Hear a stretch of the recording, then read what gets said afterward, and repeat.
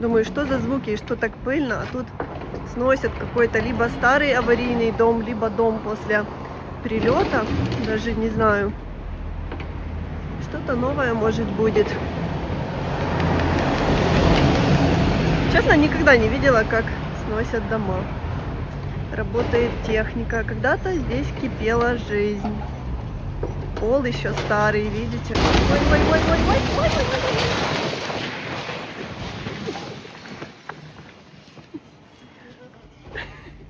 Ужас какой. Все обвалилось. Пришлось убегать, потому что, честно, я очень и очень испугалась.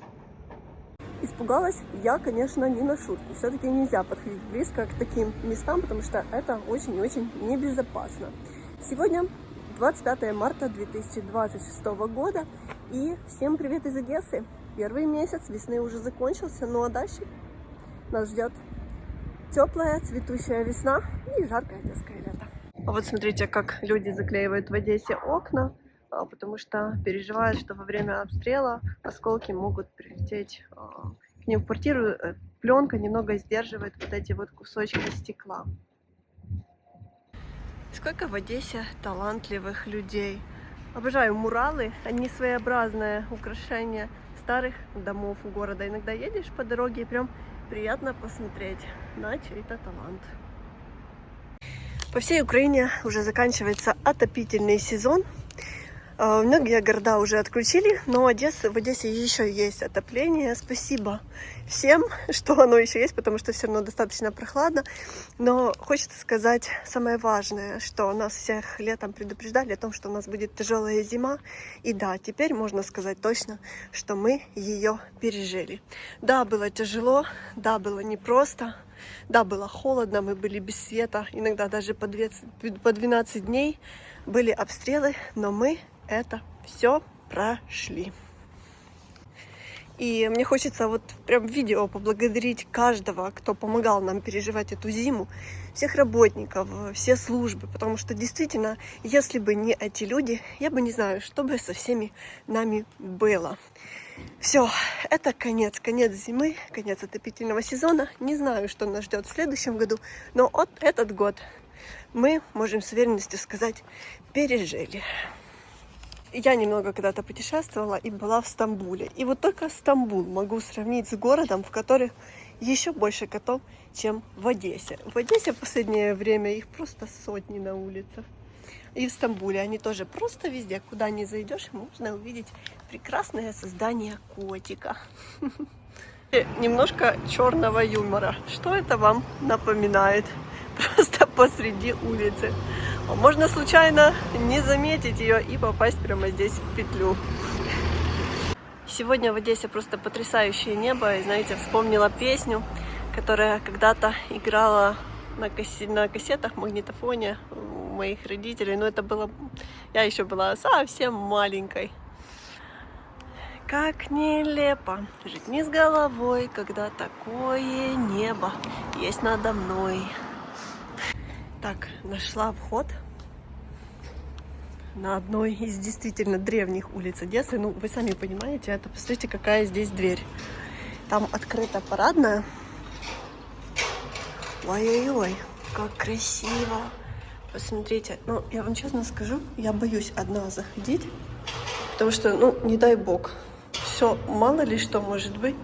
Ой, ну, посмотрите, как красиво. Конечно, хочется, чтобы это все вычухали, привели в порядок. Это же так интересно. Такая лестница туда ведет. Окно. Обожаю старые одесские парадные. Конечно, если все привести в порядок, это очень все красиво. Но, к сожалению, не у всех людей есть сейчас финансовая возможность это сделать. Ну, и не у всех есть желание, конечно.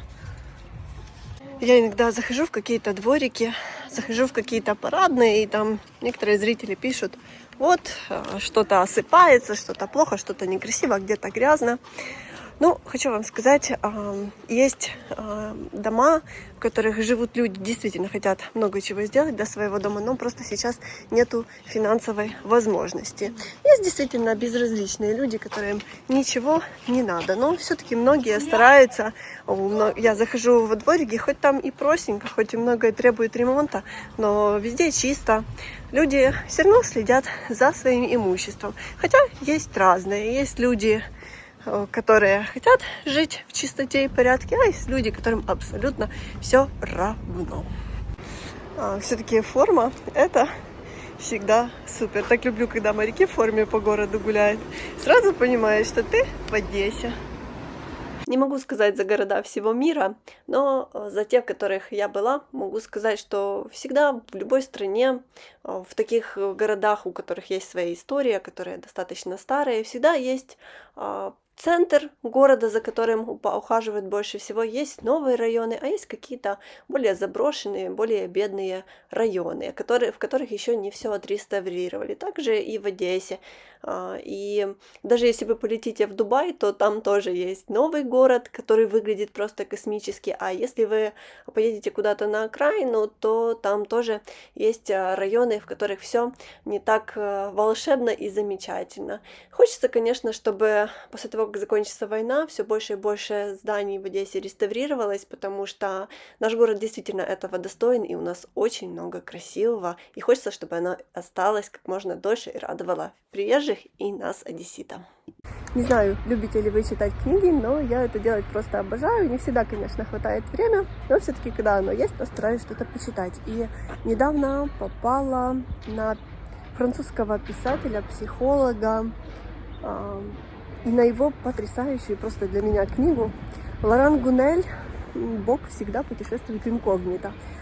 Книга меня так зацепила. Я просто с нетерпением ждала прочтения следующей страницы, потому что мне было безумно интересно. И это как раз та книга, которая остается в памяти надолго. Поэтому, если хотите, рекомендую. Кстати, это мировой бестселлер. Я иногда читаю мировые бестселлеры и не понимаю, почему они стали такими популярными. Но это действительно было очень интересно. Поэтому хочу почитать еще какие-то книги этого писателя. Если вы читали, рекомендуйте. Электротранспорт по городу вроде бы как начали чуть-чуть запускать в тестовом режиме, но пока я еще вижу, вот здесь в районе Привоза не ездят трамваи, а ездят вот еще до сих пор вот такие социальные автобусы. И люди отвыкли от того, что ездят трамваи, очень часто начали парковать свои машины прямо на трамвайных путях в некоторых местах в городе. И когда запустили трамваи, все столкнулись с проблемой, что трамваи не могут проехать из-за припаркованных машин. Так что, одесские водители, не оставляйте на трамвайных путях свои машины. Забежала на Привоз на пару минут. И посмотрите, клубника уже по 170 гривен появляется. Среда, а людей немало. Вышло солнышко, и все одесские коты повыходили. Посмотрите, на Привозе тоже здесь охрана. Пока продавца нету, котик охраняет прилавок. Ой, под звуки воздушной тревоги, слышите, покажу вам, что купила. Забежала на Привоз. Там уже была в центре, так мне захотелось свежих карасиков. Здесь 3 крупных карасика. На 170 гривен купила яблоки Golden. Такие, ну, вкусные, спелые. Так. Мама у нас очень вкусно солит сало. Так мне захотелось сала, попрошу, чтобы посолила. Так, сало купила, ну и картошку, и орешки.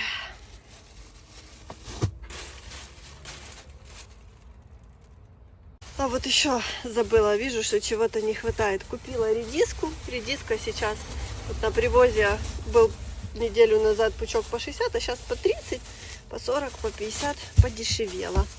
Так, лучок зеленый купила, рукколу купила, салат сделаю. Лучок зеленый. Так, шпинат. Шпинат очень-очень полезный для здоровья. И знаете, что еще взяла? Черемшу. Ой, пахнет черемша потрясающе. Вот такие покупочки. Том Сойер. Кто читал, я читала еще в детстве и очень любила Марка Твена. Кстати, говорят, что он был в Одессе. Заехала в сельпо. Кстати, у них каждое сельпо как-то тематически оформлено. Вот здесь оформлено по мотивам Марка Твена, Тома Сойера. Сейчас покажу, чего приехала.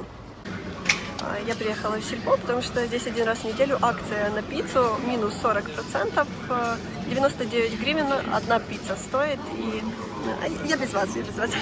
И мы решили взять вот такую гавайскую и барбекю. И так их цена вот почти 200 гривен, но сегодня по 100. Смотрите, как здесь все разрисовано картинками по книге Марка Твена. По каждую пиццу вам покажу. Ну, красиво, действительно. Я люблю, когда люди создают свой бизнес, знаете, с любовью, для того, чтобы каждый покупатель мог прийти и полюбоваться этой красотой, сделав покупки. Просто люди даже не поднимают голову, но на самом деле можно идти и это все рассматривать. Посмотрите, какая прелесть. Я вам еще показывала в сити-центре сельпо, а там рыбы, водный мир. Тоже просто невероятно все выглядит.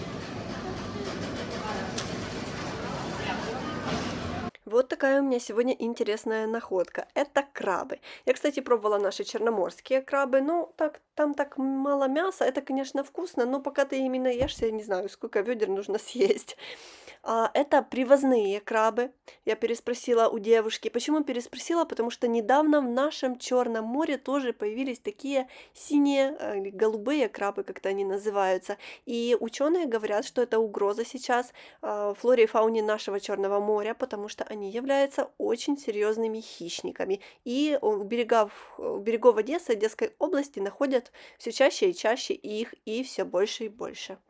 Скоро лето, будем ездить с вами на одесские пляжи и посмотрим, может, во время шторма какого-то такого голубого крабика и выбросит. По каждую пиццу смотрю на товары и нашла, еще такого не видела, честно. Все знают, что такое кутя, ее готовят на Рождество. И вот батончик кутя не идеально, батончик кутя. Я еще такого не видела, сейчас по скидке 17-18 гривен. Вот социальные в автобусы ездит Миколаев на хвилі з Одесою. У нас есть зрители из Миколаева. Всем большой привет. Чекаємо, боремося, віримо. Голодная я приехала домой. Покажу вам, какую пиццу взяла. Считаю, что 100 гривен экономия. Это очень и очень хорошо. Ну, почти 100 гривен. Это гавайская. Здесь курица, сыр, помидор. И вот такая франческа. Сыр. Здесь солями, ветчина еще какая-то. Вот тоже 99 гривен. Очень хорошо за эти деньги, считаю. Так что, если живете в Одессе или в каких-то других городах, в котором есть сельпо, можете смело брать.